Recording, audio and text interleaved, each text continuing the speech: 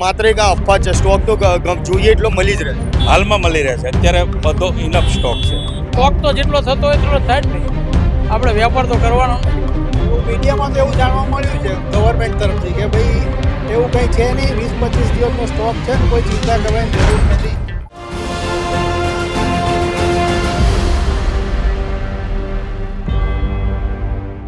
America, Israel અને Iran વચ્ચે જે અત્યારે યુદ્ધ ચાલી રહ્યું છે અને તેને જ લઈને એક અફવા છે, તે અફવાએ જોર પકડ્યું છે. ભારતમાં જે પેટ્રોલ છે કે જે ઈરાનથી આવતું હતું અને હવે તે પેટ્રોલનો સ્ટોક ખૂટી જશે તેવી અફવા ગઈકાલથી સોશિયલ મીડિયામાં ચાલી રહી છે અને જેને જ લઈને ભારતભર સહિત ગુજરાતમાં અનેક જગ્યાએ અનેક જિલ્લાઓમાં પેટ્રોલ પંપો ઉપર લાંબી લાઈનો જોવા મળે છે. લલકા ન્યૂઝ દ્વારા અત્યારે અમદાવાદ ખાતે રિયાલિટી ચેક છે તે કરવામાં આવી રહ્યું છે. અમદાવાદનું આ બોપલ ખાતેનું પેટ્રોલ પંપ છે કે જ્યાં ખરેખર એક અફવા જ ચાલી હોય એવું જ દેખાઈ રહ્યું છે. હાલ એવી કોઈ લાઈનો કે એવું કંઈ જોવા નથી મળતું. પેટ્રોલ પંપના જે માલિક છે વિરેન્દ્રસિંહ, તે આપણી સાથે છે. તેમની જોડે બી આપણે વાત કરીશું. વિરેન્દ્રસિંહ, એક અફવા છે કે જે અત્યારે જોર પકડ્યું છે કે જે ઈરાનનું એનું યુદ્ધ ચાલે છે, જેને લઈને પેટ્રોલનો સ્ટોક છે તે આગામી સમયમાં ઘટી જશે અને જેના કારણે ગુજરાતના અનેક જિલ્લાઓ છે જેમ કે જુનાગઢ, વિસાવદર, એ બધી જગ્યાએ પેટ્રોલ પંપ ઉપર લાંબી લાઈનો જોવા મળી. અહીંયા કઈ પરિસ્થિતિ હાલ શું જોવા મળી? ના, અત્યારે તમે જોયું એમ અત્યારે હાલમાં કોઈ જ એવો કોઈ છે નહીં કાંઈ. અત્યારે પેટ્રોલનો પૂરો સ્ટોક છે. અત્યારે અમારી પાસે બીજો પણ સ્ટોક નવોય આવી ગયો છે. અત્યારે હાલમાં કોઈ એવું લાગતું નથી કાંઈ કે અત્યારે અને સરકારની એની ઉપર પૂરેપૂરી નજર રહેલી છે. અત્યારે કોઈ એવી તકલીફ નથી. આવા ખોટા અફવાઓમાં કોઈએ ફસાવવું નહીં. અત્યારે બધું શાંતિથી બધું સ્ટોક અવેલેબલ છે. એટલે ટૂંકમાં માત્ર એક આ અફવા છે. સ્ટોક તો જોઈએ એટલો મળી જ રહે છે. હાલમાં મળી રહે છે. અત્યારે બધો ઇનફ સ્ટોક છે. એટલે બિલકુલ ખાસ કહી શકાય કે હાલમાં જે પ્રમાણે વાત છે કે જે પેટ્રોલનો સ્ટોક છે તે જોઈતો સ્ટોક મળી રહે છે. આ એક તમે ટેન્કર છે તે પણ જોઈ શકો છો કે જે ટેન્કરનો સ્ટોક છે, નવો સ્ટોક છે તે મંગાવવામાં આવેલો છે અને જે પ્રમાણે જોઈએ એ પ્રમાણે સ્ટોક હજી હાલમાં પણ અવેલેબલ મળી રહે છે. આગામી સમયમાં શું થશે તે તો આવનાર સમય જ બતાવશે. પરંતુ જે વાત અત્યારે સામે આવી રહી છે, જે અફવાઓ ઉડી રહી છે, અફવાનો દોર ચાલી રહ્યો છે કે ભાઈ આ જે પેટ્રોલનો સ્ટોક છે તે ખૂટી જશે, તેને લઈને જે અમદાવાદની અંદર સ્થિતિ અત્યારે હાલ નોર્મલ જોવા મળી રહી છે. એવી કોઈ પરિસ્થિતિ છે તે પણ જોવા નથી મળી રહી. જે ધીમે ધીમે જે પ્રમાણે રૂટીન જે પેટ્રોલ પુરાવવામાં આવતું હોય છે તે પ્રમાણે પેટ્રોલ પંપો ઉપર લોકોની લાઈનો છે તે પણ લાગી રહી છે. એક વડીલ છે, તેમને આપણે પૂછીશું, તેમની જોડે વાત કરીશું. કાકા, શું નામ આપનું? વિનોદભાઈ પટેલ.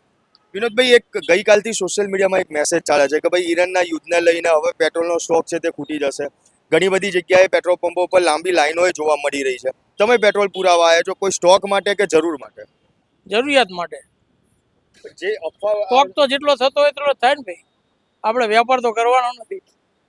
જે અફવા ચાલી રહી છે એને લઈને શું લાગે છે કે આ બધી ઉપર ખરેખર લોકોએ ધ્યાન ઓછું આપવું જોઈએ? હા, બરાબર છે. અફવાનું ધ્યાન ના આપવું જોઈએ. આપણને ધ્યાન ના આપવું જોઈએ. જરૂરિયાત મુજબ જ પુરાવવું જોઈએ. ખોટી લાઈન કરવાની કોઈ જરૂર નહીં. જેથી કરી ક્યાંય બીજો કોઈ અવ્યવસ્થા ઊભી ના થાય. બરાબર. બિલકુલ, જે પ્રમાણે વાત છે કે કોઈ અવ્યવસ્થા ઊભી ના થાય તેનું ખાસ ધ્યાન છે તે રાખવું જરૂરી છે.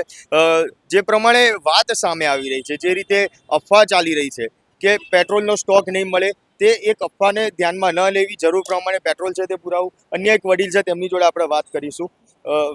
તેમનું જે અહીંયા પેટ્રોલ પુરાવા આવ્યા છે તેમનું પણ આ અફવાને લઈને શું માનવું છે કે ખરેખર જે અહીંયા ગાડી જે અત્યારે સોશિયલ મીડિયામાં જે અફવા ચાલી રહી છે તેને લઈને તેમને જે પેટ્રોલનો સ્ટોક છે તે કોઈ કરાવવા આવે છે કે નહીં. પેટ્રોલ પંપના માલિકનું બી કહેવું છે કે તેની ઉપર ધ્યાન ન આપવું જોઈએ. આ અફવાનો દોર છે તેના કારણે જે આ લોકોની લાઈનો અન્ય જગ્યા ઉપર જોવા મળી રહી છે. અમદાવાદમાં હાલ ક્યાંય એવી લાઈનો જોવા નથી મળતી. અમદાવાદમાં રાબેતા મુજબ છે તે રાબેતા મુજબ જ પેટ્રોલ છે તે પુરાવવામાં આવી રહ્યું છે.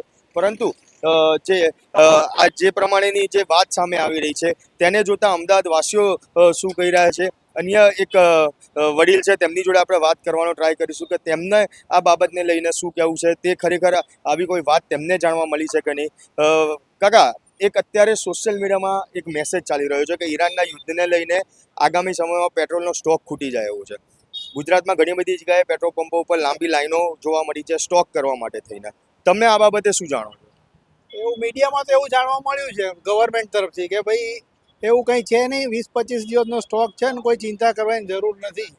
ને હજી સુધી મને એવું ક્યાંય કોઈ જગ્યાએ એવી લાઈનોને એવું દેખાયું નથી. એટલે અફવા ઉપર ધ્યાન આપવું. હા, અફવાઓ જ એવું લાગે છે. બાકી બધું નોર્મલ રૂટીન જેવું જ લાગે છે. હજી એવું કોઈ ઇફેક્ટ દેખાતી નથી. એક જે પ્રમાણે સોશિયલ મીડિયામાં મેસેજ ચાલે છે એને લઈને પબ્લિકની એક જાગૃતતા માટે શું કહેવા માંગશો? પબ્લિકે ખબર ગવર્મેન્ટ જે કહેતી હોય એ જ ધ્યાન રહેવું જોઈએ. સોશિયલ મીડિયા તો શું, જેને જે મન ફાવે એમ બોલતા હોય છે, બરાબર. પણ આપણે ગવર્મેન્ટ જે કહે એના પર ધ્યાન આપવું જોઈએ. ગવર્મેન્ટ તો અત્યારે એવું જ કહી રહી છે કે ભાઈ કોઈ તકલીફ નથી અને બધું ઇઝીલી છે અવેલેબલ. યુદ્ધની અને કોઈ અસર જોવાની મળે? અત્યાર તો નથી જ, પછી લોંગ ટર્મ આગળ શું થાય છે ખબર નથી, પણ હાલ પૂરતું તો કોઈ તકલીફ લાગતી નથી. એટલે બિલકુલ ખાસ જે પ્રમાણે જે વાત સામે આવી રહી છે કે યુદ્ધની અસર આગામી સમયમાં પેટ્રોલના સ્ટોક ઉપર જોવા મળશે. સોશિયલ મીડિયામાં માત્ર એક આ અફવા છે કે જે મેસેજથી ફેલાવવામાં આવી છે. લોકો પણ કહી રહ્યા છે, અમદાવાદ વાસીઓ પણ કહી રહ્યા છે કે આવા મેસેજ ઉપર ધ્યાન ના આપવું જોઈએ. ગવર્મેન્ટ છે તેમને પણ ગાઈડલાઈન બહાર પાડી છે કે એવી કોઈ જ અછત છે જે પેટ્રોલ ડીઝલની જે આગામી સમયમાં વર્તાવે તેવી કોઈ સ્થિતિ આવે તેવું કંઈ લાગતું નથી. ત્યારે જે અમદાવાદ વાસીઓ છે તેમનું બી કહેવું છે કે આ અફવાનો દોર છે અને તેની ઉપર ખાસ ધ્યાન ના આપવું જોઈએ. તમારું શું માનવું છે, તમારું શું કહેવું છે તે કોમેન્ટ બોક્સમાં જરૂરથી જણાવો. સાથે જ અમારા આ વિડીયોને લાઇક, શેર અને ચેનલને સબસ્ક્રાઇબ કરવાનું ભૂલશો નહીં. આભાર.